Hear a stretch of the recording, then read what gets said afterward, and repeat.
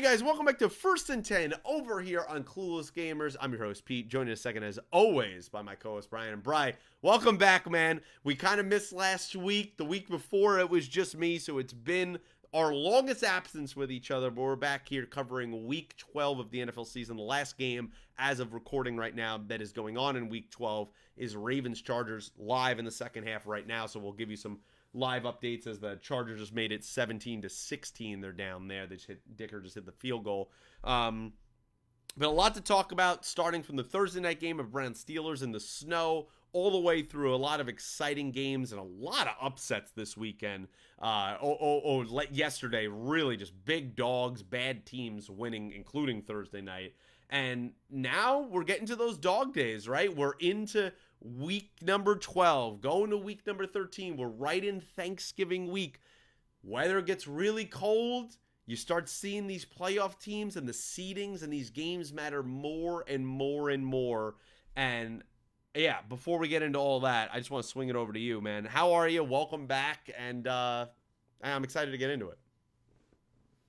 Yeah, good to be back. I know we had a little bit of an absence there, but hopefully we'll get back on schedule here on a weekly basis. This is a great time to have a show. We got a live game to react to with the Ravens and Chargers, the Harbaugh Bowl, which was very highly anticipated going in. It's been an interesting game so far as you just updated the score and a lot to get into from yesterday and with the locals. I mean, with the Giants and Jets. I mean, We will there's go.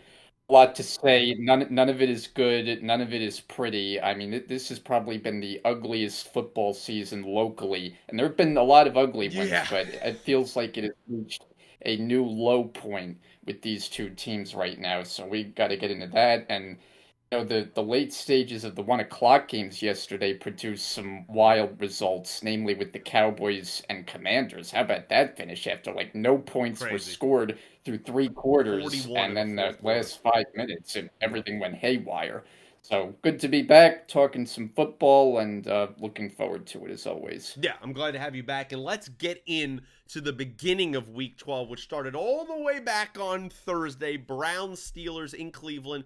The opposite records game. I love these games. 8-2 Steelers, the 2-8 Browns. Everybody thinking, Steelers going to win. You and I both picked the Steelers included. And the Browns with the division 24-19 upset in a snow game. You watch the first half of this game pretty much. Yeah, there's some flurries. You see it on the camera. But, it's a cold night. You go to the second half of this game, you couldn't see what was going on the field, which I love those side of games. I mean, if you're a football fan like you and I, you're just a sucker for weather games like that. And it was a lot of fun. I know George Pickens and the Steelers, a lot of moaning and groaning after the game. We're a better team, which, yes, they are. But it was all the weather, all that stuff. I think that's a little bit of sore loser kind of after the game. But the Browns, they made enough plays. It was a little bit of a sloppy game, some missed field goals, some turnovers, as you would expect. But I think this game for me, yes, AFC North division game, exactly what it is, even when the Browns are having a down year. But Myles Garrett said it best after the game. It's no disrespect to TJ Watt. It's no disrespect to any of these guys in the league. He said, I'm the best in football. I'm the best defensive player in football. And he was in the backfield of the Steelers wreaking havoc for Russell Wilson all night. I thought his best game, I think, of the season. In a season where he's dealing with a nagging foot injury and he's still producing at a very high level. Hey, shout out to the Browns. Great win for them. Yeah, I mean, there were a few interesting things with this game, but you go in and you reference the opposite records. You go in and you see one team's 8-2 and the other's 2-8, and you figure, okay, the Steelers are going to be able to handle their business. But these divisional games in particular, we've said it time and time again, you get some unpredictable results in these games, and the Browns found a way. I mean, that second half, watching it with all the snow on the field, and not only the snow, but like all the racket from the crowd. It I know seems that like it's every worse in time Cleveland. third downs, such a banging and banging over and Yeah, over. and it clearly perturbed Al Michaels, the voice of the Yeah. broadcast on Amazon. Of course, it's just like we got that noise. We don't like that. But the other thing I found funny was, in over the course of that second half, every field goal kick or extra point, you could not even It was an see the adventure. ball. Yeah. And another thing to reference Al's is he was just like, and the kick is if you could see it, it's good. I mean, you literally could not see it. I don't know how the officials even did. I I don't guess know. it's easy when they're standing right there, but watching on TV, Yeah. it was really an interesting thing. But another thing from the Steelers' standpoint that I thought was interesting was Wilson was kind of struggling there. You know, he made some throws. It was obviously tough conditions, but the decision to yank him for that one drive and Yep. put in Fields, Yep. which gave them a spark. He got them down the field. They scored the touchdown. I think that was the Jalen Warren punching it in there. I just thought that was very interesting coaching by Yeah. Mike Tomlin. It's something that most coaches would never really think to do. I mean, most teams don't really have that luxury of having a backup that you can go to in that situation. But I just thought that was an interesting coaching move that, yielded a good result. It just was a matter of the Steeler defense not being able to hold it down in that fourth quarter, and the Browns escape with a win. Yeah, it's that old adage, right? If you have two quarterbacks, you have none. But Arthur Smith and Mike Tomlin have clearly made it that they want to use Justin Fields in these kind of selective packages. And, it just seems over the time in Chicago and now at Pittsburgh, Justin Fields just seems like he must just be a good teammate, right? Like, we're not there, we don't know, but he's a likable guy. Like, players, the way they talk about him, they just gravitate towards him. Now, do I think he has the immense QB talent to back it up? No, but there is something to say about that, and especially if you want to stay in the league a long time. And he does add that kind of wildcat package where he does have a good arm, he can have moments there, and of course he's incredibly athletic. I just think in this game, he has one pass, it's incomplete. You want to have him actually be a threat. He can't come into the game every single time and the defense knows, okay, they're going to run the ball. Like that's not going to work. He has to mix more in the pass in if you're going to do with this package. I just wonder, if do you ruin the momentum going there? Does that mess up the rhythm of Russell Wilson? If you have him going for half a series, a package of plays, like I think that could get a little bit wonky. So there needs to be some caution on that part, but it is a weapon and they are utilizing it to their fullest advantage. I mean, really, the two running backs in Warren and Harris have played pretty solid this year. Your only really other option outside of that is Pickens on the outside, and then you got Fryermuth kind of in the middle of it. I like Austin. I think there's something there. They have, the ex-Ram Van Jefferson. He hasn't really done much, but he has talent. We've seen him go on those go balls. There is something there. This was just a night that you knew everything was going to kind of be in front of you, especially in the second half. You weren't going to be going deep, which is really Russell Wilson. That's the moon ball, all of those deep passes. That's kind of what he does. And we saw that to the pass, earlier in the first half to Austin. Could not do that in the second half. And he's a guy that, yeah, you look at the stat sheet if you're kind of a stats guy and you go, he had a really great game. But if you watched him in the flow of this game, this is for me maybe his first, maybe his second. I'd probably say second worst game that he's been in since he's been a starter, and ends up being his first loss since he's been there for the Steelers. I will say overall, like it seems like this version of Russell Wilson that we've seen with the Steelers is head and shoulders what we saw in Denver. Yeah, I mean, those for two sure. years it did not work. The first year was a lot. I mean, the second year he didn't really play that poorly. It just seemed like the relationship with Sean Yeah, Payton was frayed, and then the benching happened. The first year, I guess you could blame part of it on coaching. I mean, Nathaniel Hackett was clearly not cut out to no, be a head no, coach, but Wilson played miserably that first year. I mean, yeah. that's when we got all the jokes about let Russ cook and the kitchen's The going up in Danger flames. Witch. Remember the commercial with the sub? Yeah. So I do think like the Steelers, it's a better situation for him. Like he seems like he's kind of learned from going through that Yeah, for downturn sure. in Denver. Whether the Steelers are going to win big, I'm not No, so they're sure. I not that mean, we type of know team. this defense is we know the defense is going to stand tall, but I just think, as it gets deeper into the playoffs, they're not going to be able to put up enough points with these other teams, with juggernaut offenses. I do feel that that defense can keep it close, and I wouldn't be like shocked if they upset a team in the first or the second round of the playoffs, just because I just go back to like 2020, right? Which I think was Big Ben's last year. I think that he was there. You know that team, they sneak into the playoffs. They didn't have a prayer, right? Like he was shot. He was a Right. shot fighter. I do feel even though Wilson isn't this like he's not the guy that he was in Seattle, but there is some upside there, more upside than you had with Justin Fields, that we have seen them score 24, 27, 30 plus points. It is possible under him. And then you have a defense of TJ Watt and all those other boys over there. I think they have a shot. I'm not saying that they're in the Super Bowl bubble for me, but they're definitely on the outside. I mean, not just record wise, but they get a favorable playoff schedule. Hell, maybe they get, maybe they win the division and they're hosting a couple playoff games. Something can happen there. So I like to see what happens with them. Overall, a good game, division games, especially in the AFC North. It just happens. I mean, we saw a lot of these division upsets this week. It's teams that you're most familiar with. The weather, yes, played a factor as well. And hats off to the Browns and Kevin Stefanski getting back in the win column. Let's go over to Sunday, Bri. And let's go to one of those division games. Vikings Bears. The Vikings in overtime knock off the Chicago Bears 30-27. In a game really where Minnesota should have wrapped this up in regulation. They give up, I think, only the second onside kick across the entire NFL there in the fourth quarter. Caleb does a great job leading the Bears down the field to get in field goal range. And this time, almost, they are not blocked yet again. They get it to overtime. Yeah. And then the Bears end up in Caleb Williams. They get the ball, take a really bad sack. And the Vikings drove down the field and hit the game-winning field goal.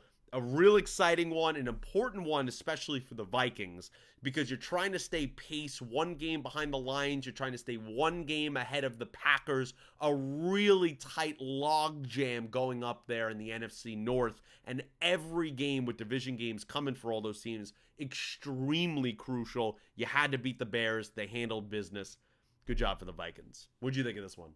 Yeah, and I think one big takeaway, a guy that you've brought up on the show as we've talked this season that you've been wanting to see step up is Jordan Addison in the receiving group, and he had a huge game in this one. Goes for high hundreds in yards with a touchdown, 162. a game where superstar Justin Jefferson was hardly a factor. Yeah. I mean, 2 catches. He really hasn't been doing a lot of the heavy lifting lately. So they got another guy going in that offense, and Darnold looks like he's playing better after there was a bit of a downturn there. Admittedly, I was getting a little concerned. Yeah.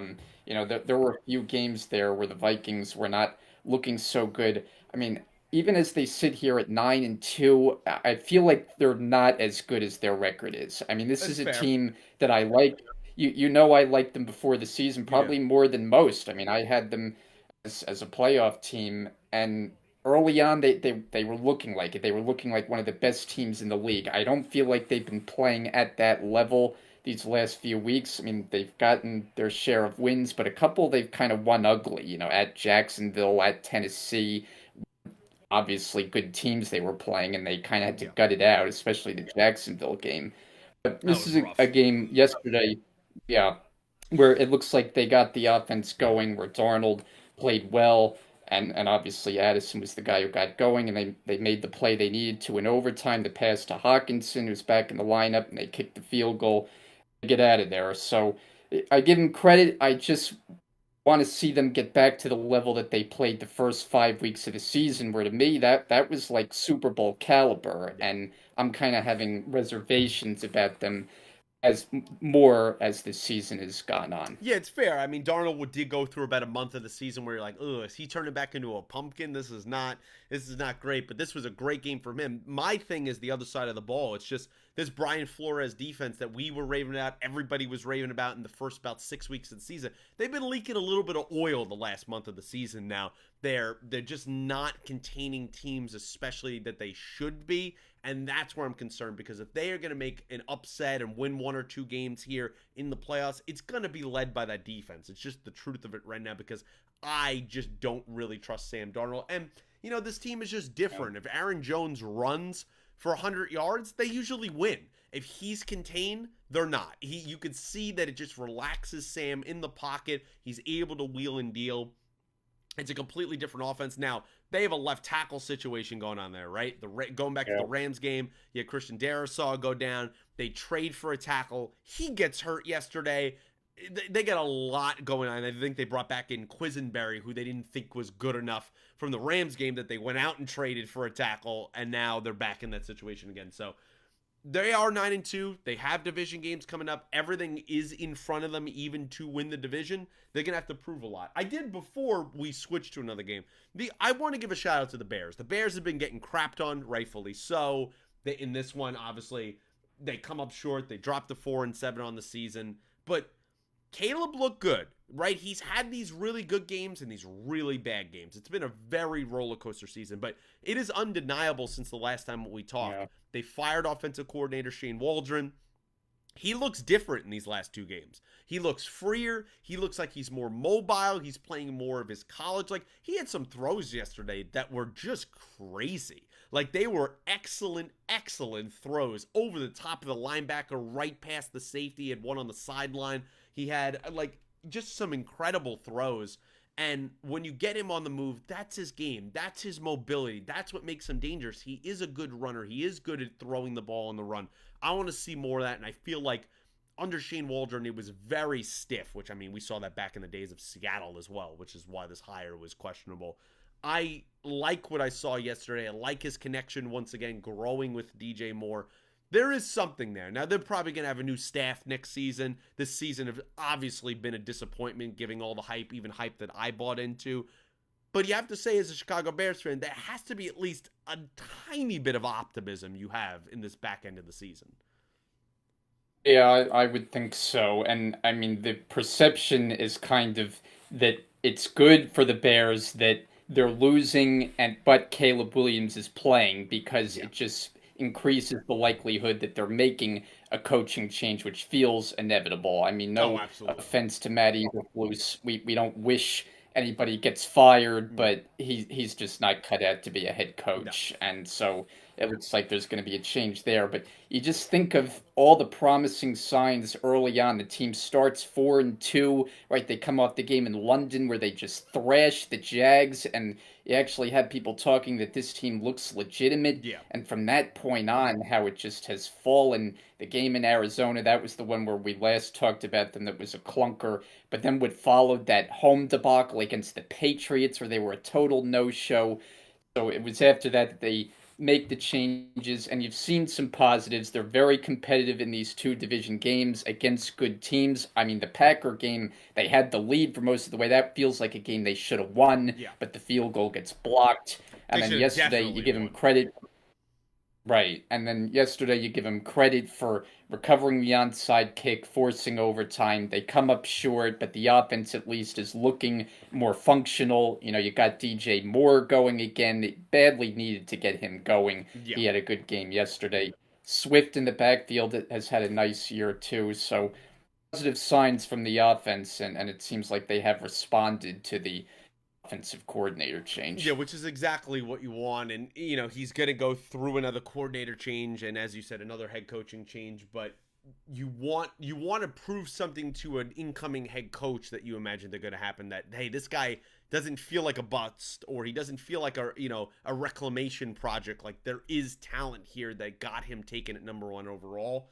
And I like what I see in moments. It's just some other moments. He's really been a roller coaster this season. It's crazy. But all right, let's go to one other game before we get to the locals. And this game really, in the grand scheme of things, doesn't matter too much. I'm talking about Cowboys Commanders. Cowboys end up stealing a win here. I won't even say stealing a win. They stole a win based on what your expectations were going into this game. They won this game. They beat the Commanders 34-26. And this game, you don't have to watch. If you missed this game, don't even watch the first three quarters. Go to the fourth quarter. Yeah. They scored a combined 41 points between the two teams in the fourth quarter. One of the craziest fourth quarters you're going to see probably for years to come. The last touchdown ended up being a little bit of an icing on the cake. It was probably a special team touchdown that shouldn't have happened because he should have just kneeled it down, but it is what it is. But maybe you'll focus on the Cowboys, Brian, but I want to go to the Commanders. This is a team that was riding high. Everyone was believing in them. Jaden Daniels was by far runaway offensive rookie of the year. That ain't the case, Bribe. Now we look up. The Commanders are 7-5. They've dropped a number of games in a row here, and this has been the knock on a guy like offensive coordinator Cliff Kingsbury, a guy that when he was the head coach in Arizona, when he was even in college, he developed this reputation that his teams fall apart in that back end of the season. And even as a coordinator, we're seeing that before our eyes. Now, yes, some of it is Jaden Daniels. You could go back to it. He hurt his ribs. He has not been the same since. But he's still out there and he's still running the ball. He still seems like you have to imagine he's at least, let's say, 70-80%. He doesn't even look near what he was. And they're turning the ball over. He threw 3 picks in this game. And Kingsbury has not been able to get this team in the direction that they need offensively. And at the end of the day, they've been a nice story. They're not talented enough. I think they can make the playoffs, maybe, but this is going to be a struggle. It's good progress that they made in their first year with everything new, including ownership. But they've come back down to earth. The dreams of winning the NFC East, they're gone, especially after you see the Eagles' performance last night. This team has come back down to earth, and they lose a game at home that they had no business losing to a team with a backup quarterback who had lost 5 in a row. It was a poor performance from the Commanders, despite the fourth quarter being wild. It was. I mean, they go into this game and they're a 10.5 point favorite, which is a high number, particularly for a division game. I mean, it just shows you how bad of straits the Cowboys are. Yeah. But Washington, you're right. Now they've lost 3 in a row. You know, the Steelers kind of pulled them off, had that go-ahead touchdown from Mike Williams, of all people, after they picked him up from the Jets. And they go out on the Thursday nighter against Philly. Offense doesn't really do much. They lose that game. And you have this one where you go in and you think, okay, you've lost back to back. This is the get right game against a team that can do nothing right, seemingly. Yeah. And they didn't get it done. I mean, yeah, the fourth quarter was wild and all the big plays. I mean, the touchdown to McLaurin was a take Insane. your breath away. I was yelling. I'm not even a Commanders fan. I mean, what is it, 80 something 86. yards? Yeah, 86. Hard to believe that the Cowboy Horrible defense like played Horrible that poorly. Like bad angles. They didn't even know where they were. There was 3 guys in the secondary that it seemed like before the play and during the play, they were confused even what they were supposed to be doing. Right, and as good of a player as he is, like he's not a speed burner. No. Like to allow him to run away from you like that at that point of the game, it's just wild. And then to miss the extra point. I mean, after a play like that, and that was the second missed extra point, right? It was Joey Sly was the kicker. I mean, field goal kicking has gotten it's so weird. Atrocious this year. It has, and well, what's strange is like the long kicks. Like I feel like we're seeing more long kicks than ever before, Yeah. but we're also seeing more misses from like makeable territory than we ever had before. So it's just been a very weird year, especially when you add like some of the kickers that we've come to know as the most reliable, the best, like Justin Tucker not having a very good season. So yeah, field goal kicking has not been reliable. But after you get that play to have that momentum boost to miss the extra point, and then hey, you're still alive because you get the ball back after the Cowboys decide to take it all the way to the end zone when they could have just slid down at that point. Yeah, bad choice. But I mean, at that point, it's just a heave from Daniels that comes up short of the end zone and gets intercepted. Very wild finish. I mean, at that many points scored after like nothing early on.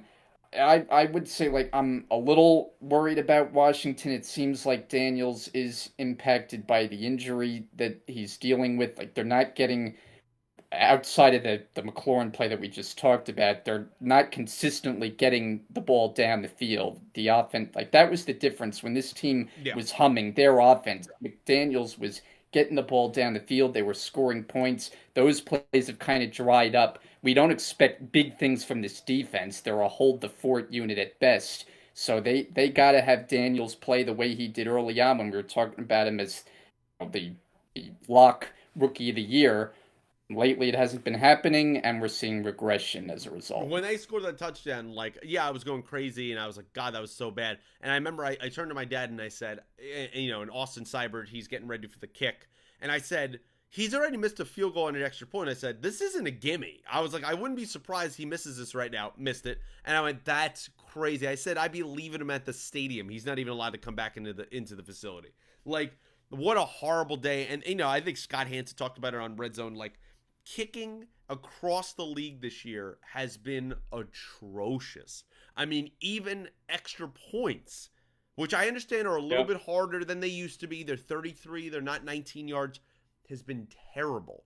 And it just shows it's like, you want to talk about, we always talk about every year in the draft, there's wide receivers or running backs, they're a dime a dozen, right? Especially wide receivers. You can get them anywhere. You're going to start seeing, I think, more guys be kickers because I think they're going to start paying these guys better, because getting these guys at a premium and really spending draft capital and money on these guys is going to be a big deal.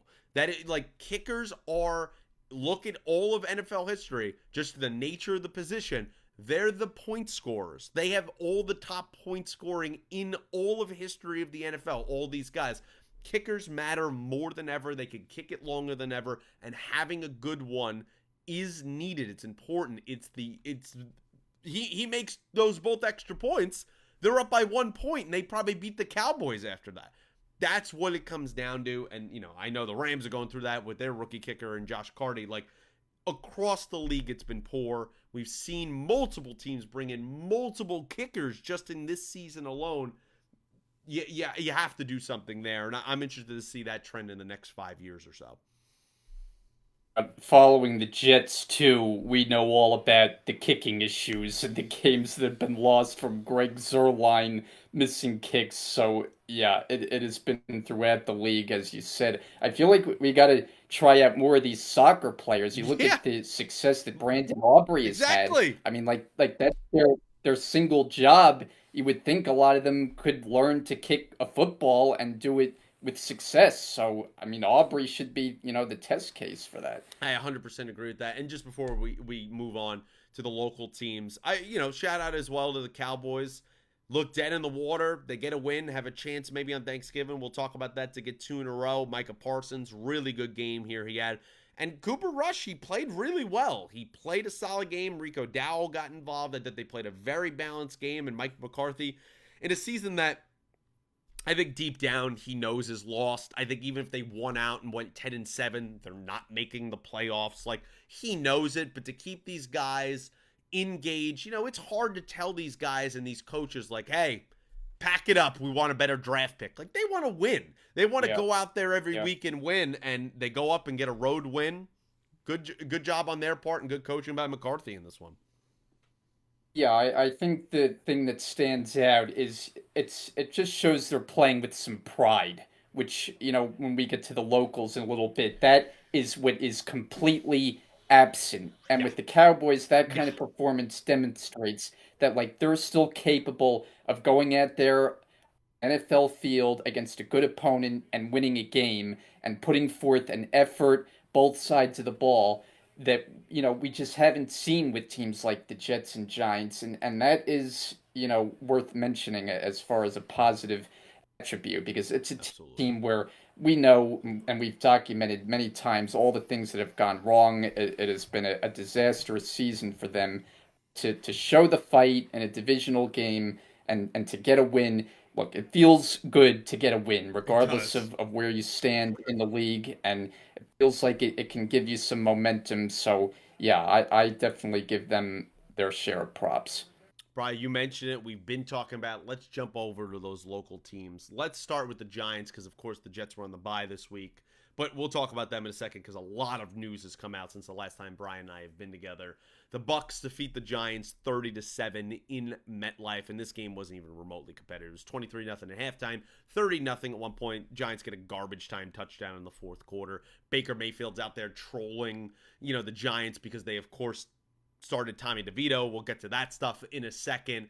It was just an all-around embarrassing game for an embarrassing season for, I'm sorry to say, an embarrassing franchise. I mean, you look at since Eli has left, and even really since they've won their Super Bowl, they've had 2 successful seasons.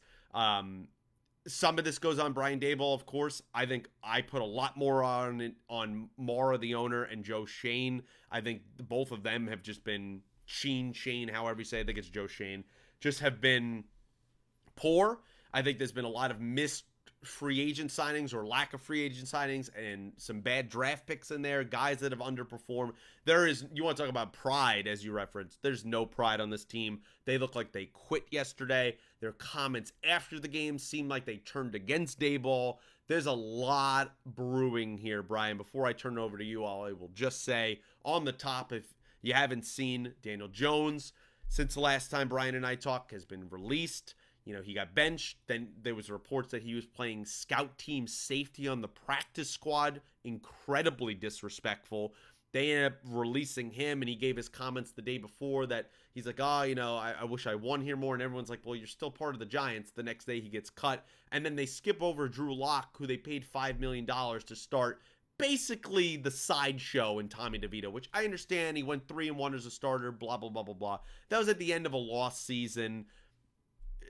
He's not good. I mean, I understand he's a New Jersey kid and we're from Jersey and I get all that stuff, but he's just not a good quarterback. At best, he's a backup quarterback. There's a reason why he was a third string, and you saw it today, especially that the team around him is not good as well. I saw some delusional Giants fans, and even there was one that was like a content creator or something, or some online reporter that still believes that Tommy DeVito could be the starter for the next 10 years, even after the performance history. Like the delusion in New York with these two franchises and the fans that surround it and the people that cover it has been at all-time high this year. I mean, the stuff that has been said before, during, and now up to this point of the season has just been downright laughable. I mean, it's been absolute copium.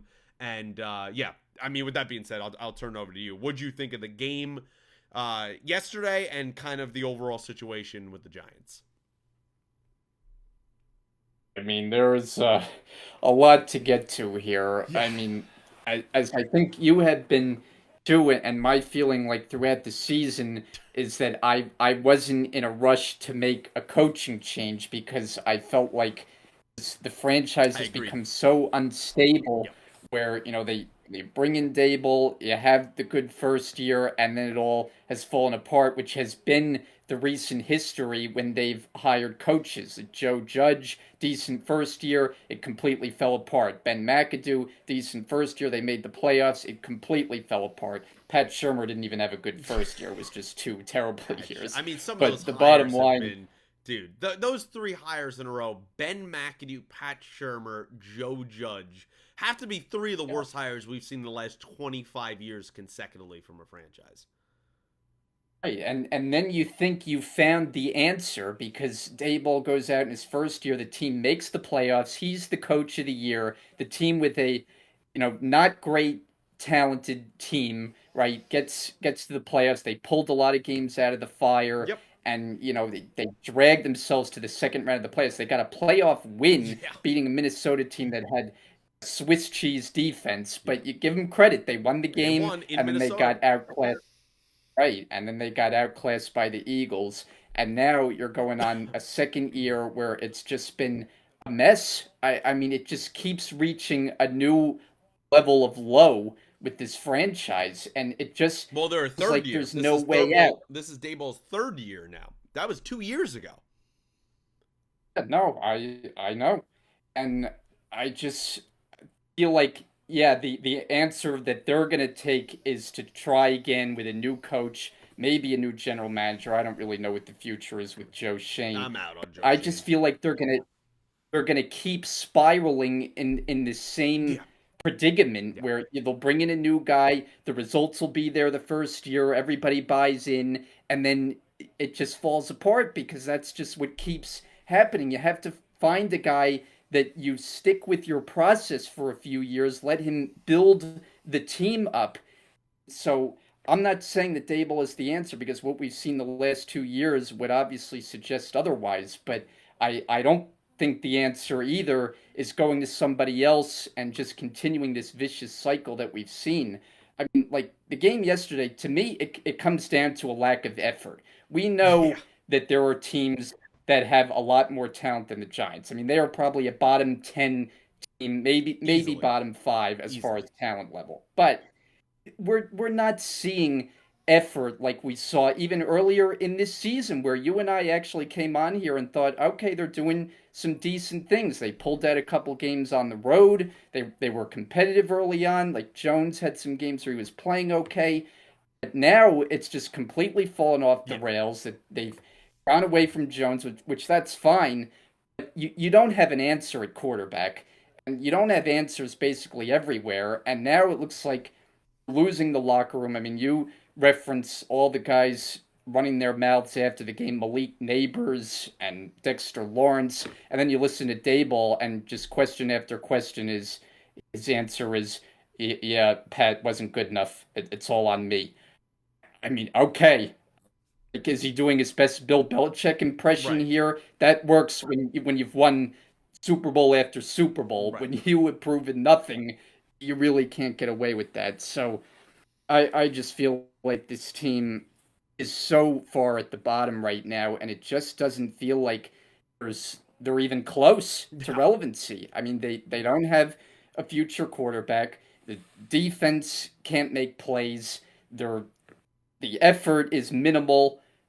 What can you say? I mean, both of these teams are just lost and just with no easy way out. Yeah, and this defensive line, you spend all this money in and investing. They're not even doing anything. Baker Mayfield was cooking them yesterday.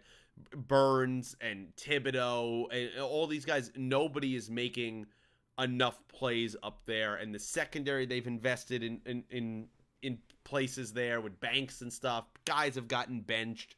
You spend this pick on Neighbors, even though I think you probably would have been better served to go offensive line.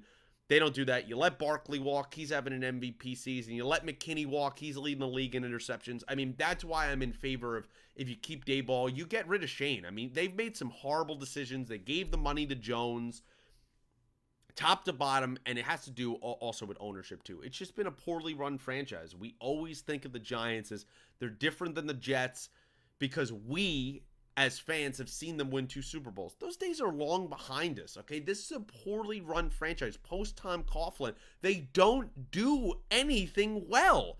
I don't care about the 22 season or the 16 season where these blips, they make the playoffs, they win one game, they win no games, and that's it.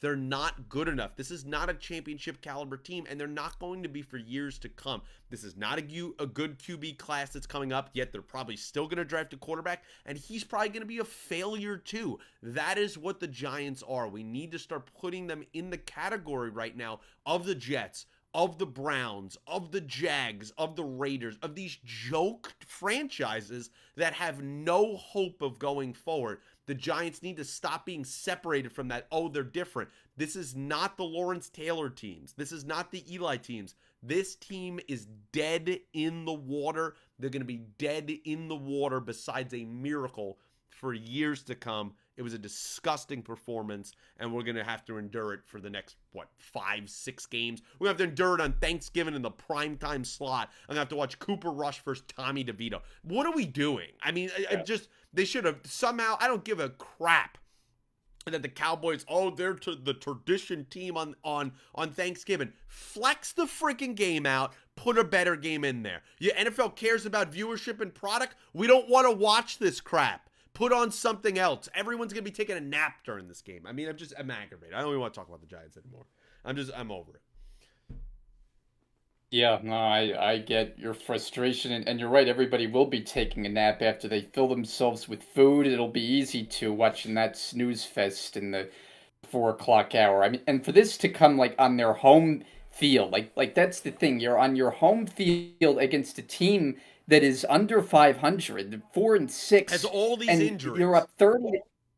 Right, and they go up 30-0 on you. I, for one, actually thought like the Giants would get a little spark with You're coming DeVito. off I, a I really bye. did You're like coming off a bye, and this coming is off what the you did. bye, and DeVito. That's exactly what he did. Look, we know he's not a great quarterback, but I thought at the very least they'll be spunky. They'll play a competitive game, and instead it was just the opposite. And like for Malik Neighbors after the game to say, "Well, now we know it's not the quarterback." Malik, you don't have an answer at quarterback. Jones wasn't the answer. DeVito's not the answer. Drew Lock isn't the answer. Like for him to say, "Oh no, it's not the quarterback." You don't have a playable quarterback on your roster, I think so it's clear though. I mean, I don't know what to tell you. We seen from those comments, those guys are pissed off about the Daniel Jones thing. Regardless of him as a player, they liked him as a person. And the way that Yeah, the Giants handled that, especially over the bye week, were putting him on the practice squad. The guys didn't like that. And that's a little bit of like a stand up of like, it's them recognizing in the media we're like a clown show. Like what are we doing? You're telling me that we couldn't have kept Daniel Jones for the rest of the season? He wouldn't have gave us a better chance than Drew Lock and Tommy DeVito. That's what those guys are saying in that conference there. And people even hating on Malik Neighbors. Stop it. I mean, he's number one wide receiver. I think he's proven enough in his rookie season with poor quarterback play.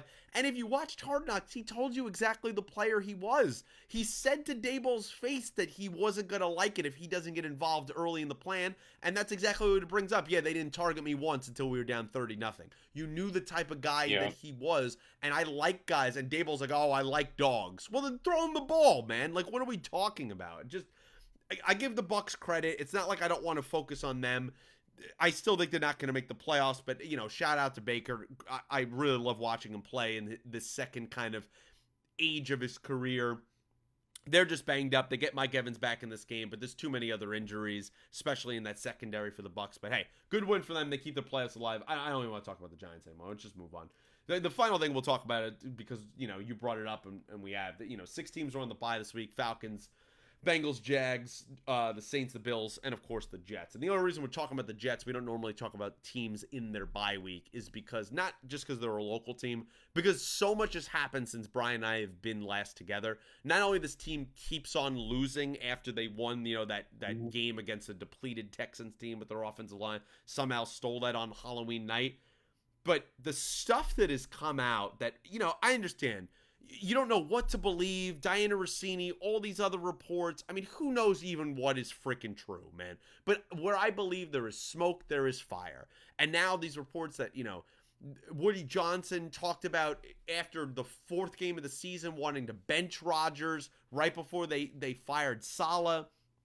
Then there's the other report that comes down that they don't want Rodgers back next year. Then Rodgers, probably leaks some report that he wants to play next year, but he does not want to play for the Jets. I mean, they fired Joe Douglas since the last time we talked, randomly right after the game before their bye week. I mean, I understand you probably weren't going to keep him, even though he's made some good draft picks, but like, why in the middle of the season? That feels like a Woody Johnson move just because of the way, and we don't talk about politics, but because of the way the election went, he's probably going to take an ambassador role overseas like he did in 2016. So it seems like he wants to have complete control over all of these moves, the GM and the head coach, and he wanted to get a head start on that. I think that's fairly obvious. He's one of the worst owners in sports. This franchise, and this is why I'm so happy that both of us, I'm not happy because I know you're a Jets fan, and I'm not happy for people that are watching this that are Jets fans. I wanted them to be good. I've paid money to go to Jets games in the last 5 years. I have. I've wanted to support the local team. This is why I'm proud that we didn't pick them to go to the playoffs. We didn't buy into this hype. They're a joke franchise. They're a joke. It's a circus. They're not good, and they're never going to be good as long as Woody Johnson is leading this operation. And you bring in a 40-year-old Aaron Rodgers. He has obviously the Achilles situation. They suck. It's a bunch of mercenaries. This is not a team. They've played worse since Saleh left. People talking about before the season, he's going to be the MVP, Super Bowl. You should have your media license revoked. It's a joke. I mean, to me, you're just saying things for sensation, for clicks. You don't even mean what you're saying. If you honestly believe that you should not be part of the media anymore, you shouldn't be on TV. Don't go, oh, no one saw this coming. It was so obvious what was going to happen. Yeah, maybe we didn't think it'd be this bad, but I think both of us said like 7-10 they were going to go. At best, maybe 9-8 and miss the playoffs. Maybe. They're bad. This franchise has always been bad in our lifetime. Outside of 2 seasons that they were 9-7 and rode a magical, playoff ride to the AFC Championship. They're not good. They're not well run. I mean, when are people going to understand this? I don't know. And to me, every time I saw like the expectations from some people of like how this team was Super Bowl caliber, I really It's a just couldn't believe joke. it. And actually see people say Yeah, I'm going with the Jets to beat the Chiefs in the AFC title game What are and we get to the talking Super Bowl. about? Like the thing Oh, is, they never were deserving of these expectations. It would be one no. thing if, like, last year after Rodgers went down, the team actually, showed some signs, which I know they did on defense, and we know the quarterback was a disaster. But if they actually went, say, 9-8 last year, I would say, okay, a new year with Rodgers to upgrade the quarterback spot, maybe, they could make some noise in the playoffs. But last year went so bad, like the vibe around the team has just been dismal for so long, and now you've had everything go wrong. I mean, at the time of the Sala firing, I was actually for it because I felt like the team was not going down a good road. And honestly, I don't think they were going to turn it around with Sala as the head coach. But I will Probably say, not. I don't think they would have slipped as bad as No, they I don't have think their defense because would have. Certainly. no, because they put a guy in Jeff Ulbrich as a coach who is clearly not ready, not cut out to be in that spot, and that he has now less focus on the defense, which has completely regressed, and the offense. I mean, what can you say? They went nearly the first half of the game against the Colts without a first down, and then actually did some good things and had a lead and scored over 20 points. And then their defense allowed Anthony Richardson, his first I game getting mean, back from being benched, to go right down the field, not once but twice, for the go-ahead score. I mean, you just can't make it up with this team right now. And as far as like Joe Douglas losing his job, here's the thing. Woody Johnson early in the season said this was the most talented team he's had since ownership of the shut up, franchise. Woody. Like, Well, the shut up. architect of the team is your general manager, and then he turns around and gets rid of him. I mean, I just don't know what else to say with this team. Both of the locals like could not be in more disarray They're than they horrible. are. I mean, they're I, horrible. I I mean, mean, the 3-8 and what 2-9 or whatever, respectively. They're terrible, terrible teams. And the Jets one is just more infuriating because the Giants one was so obvious, yeah. right? I said it even last year. All those Giants fans talking, it was so obvious how that was going to go. I didn't think they'd be this bad. The Jets one was like, I mean, come on, man. Everyone and their mother, if you weren't being biased, if you weren't being sensational, they're the Jets, man. And Aaron Rodgers, who has not been good for 3 years, was not going to do anything with one of the worst coaching staffs in the league going into this. I mean, it had all the makings of a team that was a failure. I mean, what are you guys on your fourth kicker this season? I mean, it's top to bottom, every level, every side of the ball is a joke. Sauce Gardner, if you could, I know Jets fans now call him Ahmed Gardner because they took away his nickname. He's been horrific. I mean, he's completely regressed this season. There's no other guy in that secondary that you can trust. The defensive line has made some plays. They show up from time to time, but there's only so much they're going to do. The linebacking crew hasn't played up. These guys can't tackle.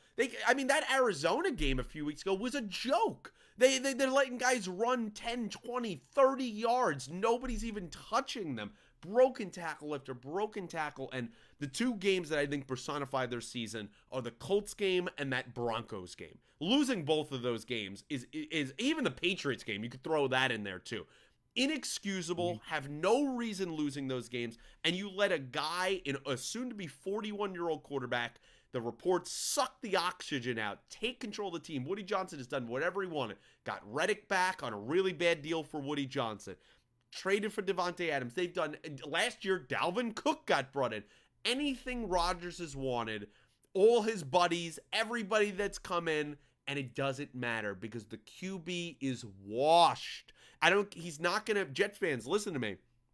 There is a 99% chance if he goes somewhere else, he's not going to be good there as well. Maybe he won't be as bad as this, but he's washed. He's not a good quarterback anymore, and he should retire, and I don't think he will. They're just a disgusting product to watch on the field. Well, when watching Rodgers this year, like just looking at the body language, it just has looked sour. I Yeah. mean, like his play, he's had moments this year where he's played well. I mean, he's never looked like the Rodgers of the past, which nobody expected, but he's had games where he's No, people played did. passably. Right. Well, those people are just delusional. I mean, that's People all there is did. to it. But I just feel like his head just isn't in it anymore. Like he's getting hit too much, and there's talk that he's banged up and that he was refusing to go for scans because he didn't want Please to miss time. I mean, stop. there's just It's it's just always so it's much always a drama, story with him, man. I'm sick of him, man. right? And that's the thing, like that with the New York market is just not a good mix. And we could deal with it if he's 30 years old in the prime of his career winning MVPs, Yes. but at this stage he's just not that player No. anymore, and the whole team just has a stink around it, just has a rancid odor that I just don't know how you get rid of. And yeah, I mean, the future, much like the Giants, it's like, what do you do? I don't know what the future is with Rodgers. Where do they go for a head coach? And I just want to bring up before we move on to the picks, like, I've heard a lot of fans are clamoring to bring back Rex Yeah, Ryan. dude.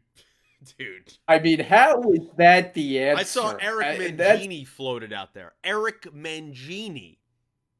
it's just laughable because people are so desperate to go back to the days where they actually resembled a football Yep. team, where like with Rex, they went to back-to-back AFC title games. What people forget seemingly is that the last 4 years of his It's regime, they were terrible. awful. Yeah. And the guy, he went to Buffalo, right, for a couple of years. Yep. It didn't work out there. Now he's sitting in a TV studio where he's not a bad analyst, he's It's all capable right. at it. But do I want to bring him back as the head No. coach?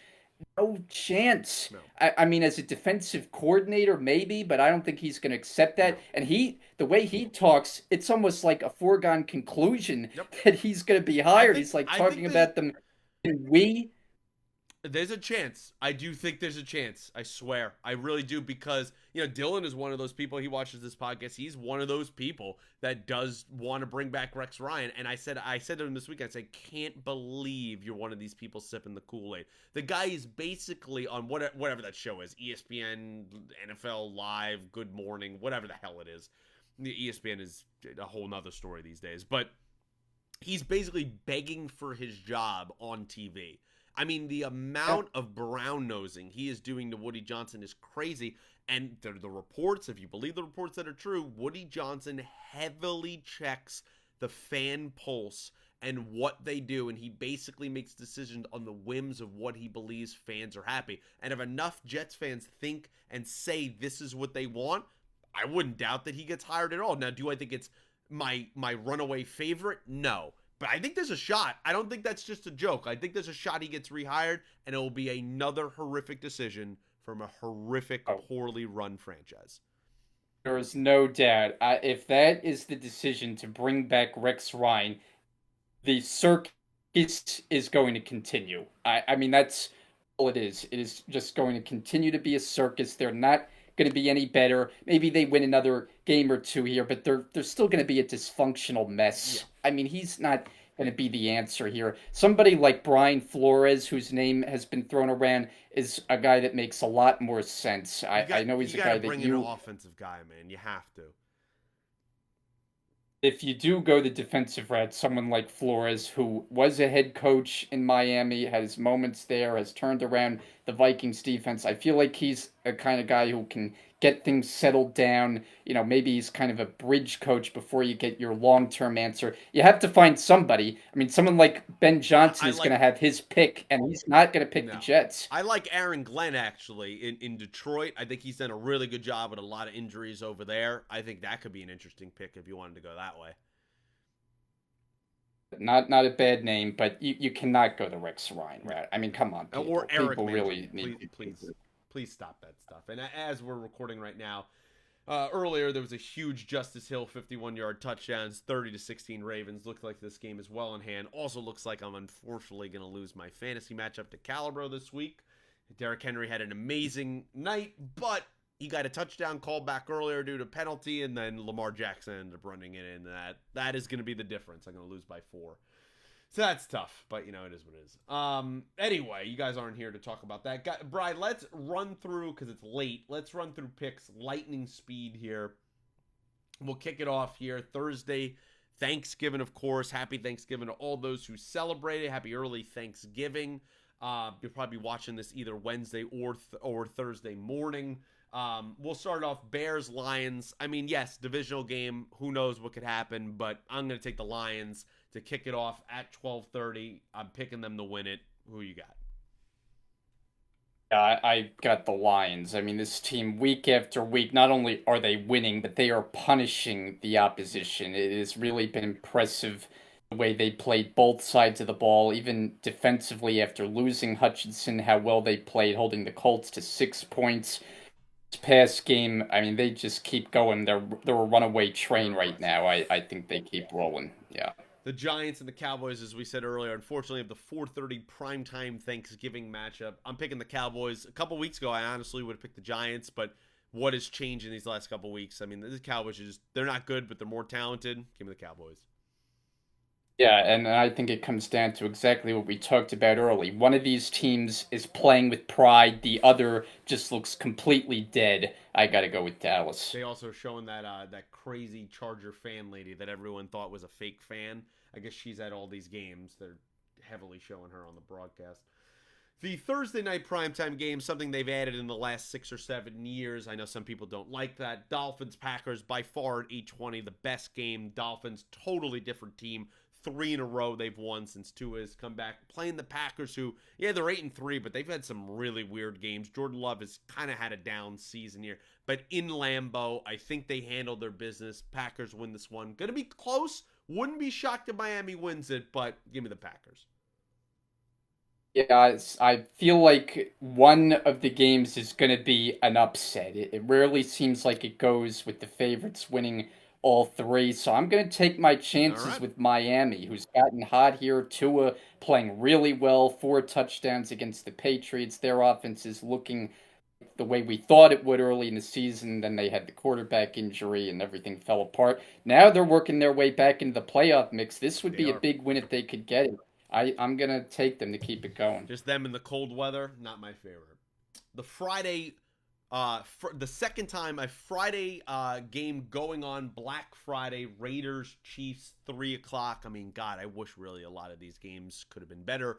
I know the Raiders, they won the big Christmas game last year. It's one of the only 2 losses in the last 14 months or so or almost a year, calendar year, that the Chiefs have had. Coming up on almost a full year. I don't think they have a prayer. Gardner Minshew breaks his collarbone in this last game. He's out for the year. I guess Desmond Ritter is going to be starting. Give me the Chiefs. I wouldn't even be shocked. I mean, but you know what? I'm going to say this. If the Chiefs don't win this game by double digits, I'm really going to start having questions about them dead seriously, I swear. Win this game at least by 10. Give me the Chiefs. Well, the thing is, it feels like they never cover these big number point spreads. So I don't know that I'd be Oh, confident right God. now. I'm seeing it at 13 and a half. And we know they're the much better It's team, but Desmond the Ritter. Raiders have been. It might be Aiden O'Connell. Not that he's much better, Ugh. but it might be Aiden O'Connell. I'm taking the Chiefs to win, but I wouldn't be surprised if like it was a 10 point or a touchdown game. The Chiefs just are not blowing out people. The Panthers I know. yesterday, the I game know. goes down to the wire. It's I know. tied late, and the Chiefs have to pull it out with a go-ahead field goal. I'm taking the Chiefs, but I don't know about taking the big point number. The Sunday games kick off with the 1 o'clock game. Chargers and Falcons. Chargers looks like they're about to lose here on Monday night, playing the Falcons that are really a so-so kind of team. I think the Chargers are just more physical. Falcons are very finesse. Give me the Chargers and a bounce back win here. Yeah, I'm taking the Chargers too. It really just feels like the coaching change there. It's Harbaugh changed the has whole gotten his identity. fingerprints on that team. Absolutely has. They're in great hands with him. And the Falcons, I mean, last time we saw them, they got blitzed by the Broncos. What was it, 38-6? Yeah. So yeah, I'm taking the And Chargers. also, Cousins looks like he might be a little bit gimpy, and he has no Yeah. mobility. You want to talk about an old quarterback with an Achilles injury? Not looking great. The Steelers play the Bengals. I mean, I know there's going to be people again with this Bengals crap that still think they have a run at the playoffs. The season's over. Joe's having a great year. The season for the Bengals is over. Listen to me while I'm saying it. The Steelers are going to win this game. Give me the Steelers. Going Cincy. I feel like they're gonna make enough plays offensively. I know it's never easy going against that defense, but they've had their moments, especially in these division games. I think they're gonna sneak their way into the mix the rest of the way. They're not You're gonna go down buying. without a whimper. Give me Cincy. No, you're buying, Bry. I can't do it, man. I can't do it. Been burned too many times. Texans, Jags. You know, we've been saying it all year, and we saw it again with the upset loss that they had to the Titans this weekend. There's something just not right about the Texans. We understand they have some injuries, but all year, it's just not been there, even when they were at full strength. That being said, they're playing one of the worst teams in football. Give me the Texans. They lose this game. We're going to be highlighting this game on the next First and 10 is, oh my goodness, what's going on? Go down. I'm not sure at this point of the week what Trevor Lawrence's status is. He's missed the last couple of games. They've had Mac Jones in there. Whether it's Lawrence, whether it's Mac Jones, I mean, it's a divisional game, Yeah. which we know can be unpredictable. But the Texans, I don't see them losing back-to-back games against the division. I never saw them losing against Tennessee last week, giving up over 30 Will points to Levis. Will Levis and company. But yeah, I'm going Houston. Cardinals play the Vikings, and this will be a good matchup. Cardinals coming up a real stinker. Where I went back and forth on that game in Seattle, and I almost picked the Seahawks. I probably should have. The Cardinals just have these weird games where they kind of lay down and don't play as well. And that Vikings team, 9-2, really playing for something. At the end of the day, I just think I know there's a lot I talked about with the defense. I just think this Vikings team is more talented. This game's in Arizona. I think Arizona wins this game, but I'm taking the Vikings in a close one. I think they're going to win this one. Yeah, it's a tough one to call. I was expecting better Oh, it from is. Yeah. Arizona in the game this week, and they scored only 6 points, which, like you said, they have games where the offense explodes against the Jets. Well, Kyler Murray completed, what, 18 straight passes in that game, and then they go out and score six against the Seattle defense that's given up big point totals just about every week. So, kind of a hard team to figure out. I'm going to take a shot here with Arizona on the road. Minnesota to me has been kind of leaking oil, so I'll take the Cardinals. Colts play the Patriots in a game that I honestly have no idea how this is going to go because Anthony Richardson is not fantastic. We see that week in and week out, but the Patriots may even be worse. I think the Colts have more talented players. I think there's something that they can do there, at least running the football in a really ugly one. Give me the Colts. Yeah, I'll take the Colts. I mean, it does look like the Patriots have found their quarterback. Drake May has been impressive, but Ish. doesn't have a very good team around him, as we know. Richardson is far from an accurate passer, but I think he'll be able to make enough plays in this one to get it done. To be fair, this last game that Drake May had against the Dolphins, you want to bury that game tape. Not good. The Yeah. Seahawks play the Jets, and we just talked about this. I think the Seahawks are going to win this game. They're going to get a bounce back victory here. They just have more talent. They got more to play for. They could still, I mean, the NFC West is so tight. They could still easily win the division here. Give me the Seahawks. They're leading it right now. Give me the Seahawks. Yeah, and I think, I'm not sure about this, but I think this is Geno Smith's first appearance against the I believe Jets. it is. I think it is, at least as a So, starter. you, right, so you talk about a revenge game, which has become very popular in today's sports landscape. I'm taking Seattle. The Jets are a mess. I don't care that they had extra time coming off the Doesn't matter. bye. Seattle. The Titans play the Commanders, and I'm taking the Commanders in this one. They have to bounce back. They have to show some fight here. But Titans got some players. Will Levis. I mean, I still don't think he's a future quarterback, but maybe you give him a little runway here the rest of the year, see what he can do. But the Commanders need to get back on track. They can't lose another one. They lost what, three in a row? I think now you got to give me the Commanders. In a row. Yeah.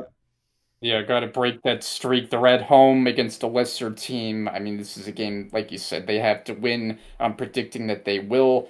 Tennessee has gotten some surprise performances, right? They had that 98-yard touchdown a couple weeks ago. Westbrook Akine had that huge play. Pollard has had a nice season Yeah, running he the has. ball for them, but I'm going to take Washington to get back on track. Another Jerry Jones mistake not re-signing him. The Bucks play the Panthers, and The Panthers quietly have been coming on and actually playing pretty well here. And I've kind of gone back and forth on this game because it's just the Bucks are so banged up. At the end of the day, I'm just going with the better quarterback. I'm taking Tampa. Bryce Young has been playing better in the last couple weeks here, but I think the Bucks pulled this one out in kind of an ugly division game.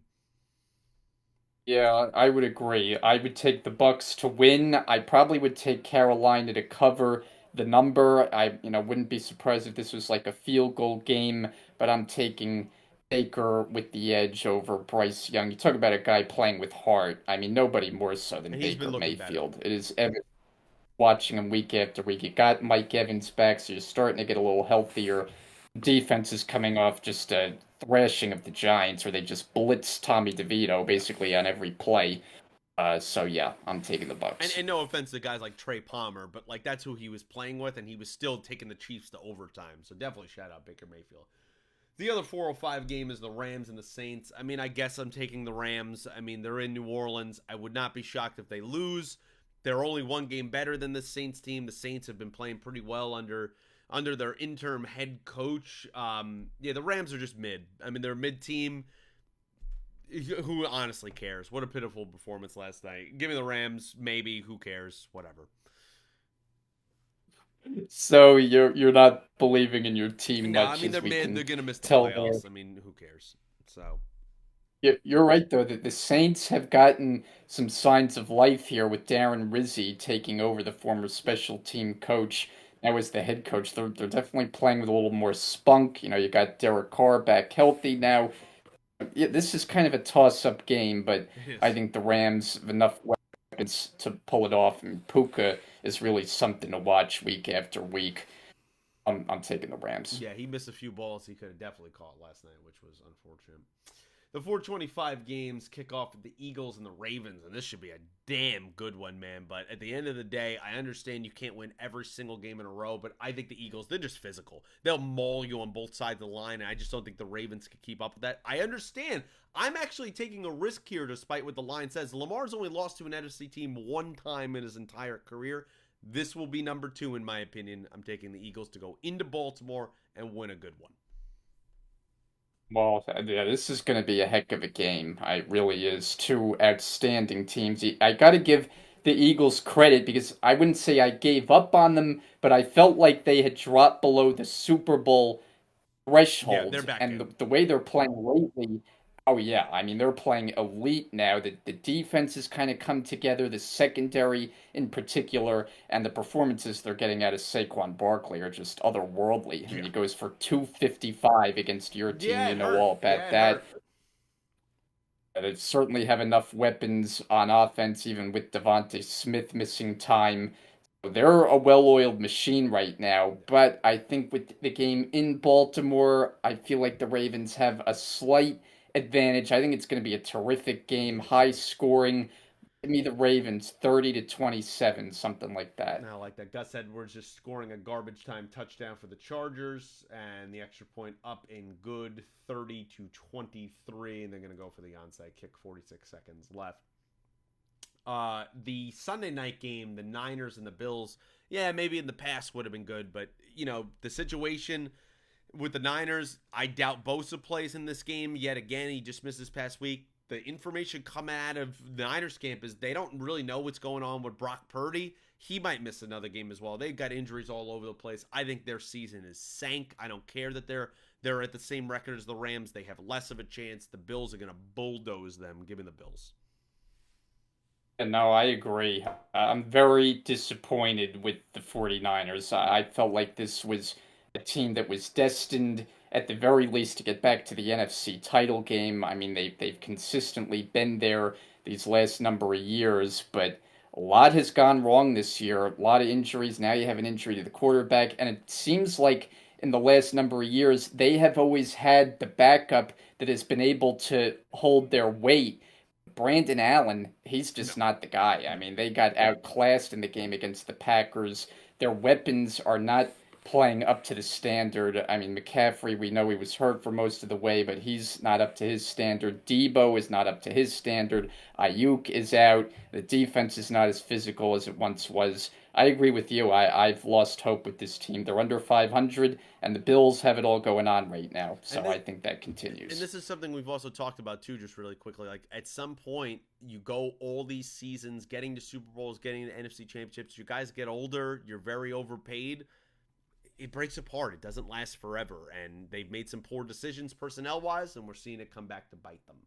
The final game on December 2nd on Monday night will be Browns Broncos, and I think this could kind of be fun. The Browns just coming off a big win, but I just think the Broncos, the way they're playing right now, Bo Nix, he's right now the front runner for offensive rookie of the year. He's been playing out of his mind. Sean Payton in Mile High. Give me the Broncos to win this one. Yeah, I'm taking him too. This was not a team I was overly high on, No. and even watching the Broncos play the Jets earlier in the year, I was like, I don't know about this team and this quarterback that everybody's high on, but he is playing some great football right now. Cortland Sutton has been his number one receiver. It's not an offense that's littered with weapons, but he's making use out of what he has. He's playing great himself, so give me him over, Jameis Winston, whatever the Browns have to offer. I'm taking Denver. Although I will say Jerry Jeudy has really come on since Jameis Winston has come in, so it's definitely helped my fantasy team. And the onside kick, no good. Isaiah Likely grabs the ball for the Ravens. They're going to kneel down. They will move to 8-4. The Chargers will drop to 7-4. Really good game that one was. But guys, that does it here for First and 10 here. Week number 12, action pack. A lot we had to pack in. Bryce, so good to see you again and get you back on this, man. Can't wait to jump into this at some point next week. Yeah, any final thoughts here for the viewers? Well, for my final thought is just Thanksgiving is always a wonderful day for a lot of reasons. Of course, spending time with family and eating a great meal and watching football. I mean, it's the three F's: The food, best. family, football. What could be better than that? That's why I look forward to this day each and every year. Every once in a while, my birthday actually falls right on It's true. Thanksgiving. Now, this year it was Happy earlier. It happened belated, to be Bryce. Shout yesterday. out. Put in the comments. Happy belated birthday. Brian's birthday on Sunday, this past Sunday. Well, thank you. I do appreciate it and looking forward to Thanksgiving. And we'll have a lot to break down from the three games plus all the Sunday action when we Oh revisit yeah. you next week. So, everyone out there, have a wonderful Thanksgiving with your family, watching football if you're so inclined. And we'll be back at it soon. I will echo those sentiments as well. Have a safe and happy Thanksgiving if you celebrate it. Enjoy probably your time off at work. Get some Black Friday, Cyber Monday deals by the time you see us again. Probably the end of next week, most likely you'll end up seeing us, but we'll have to determine the times that we are recorded. But guys, that wraps us up here. Please comment below thoughts, predictions. Hell, even put your favorite Thanksgiving dishes in the comments below. I would love to read that as well. And as always, like the video, subscribe to the channel, share with your friends if you'd be so kind. And until next week of First and 10, thank you for watching.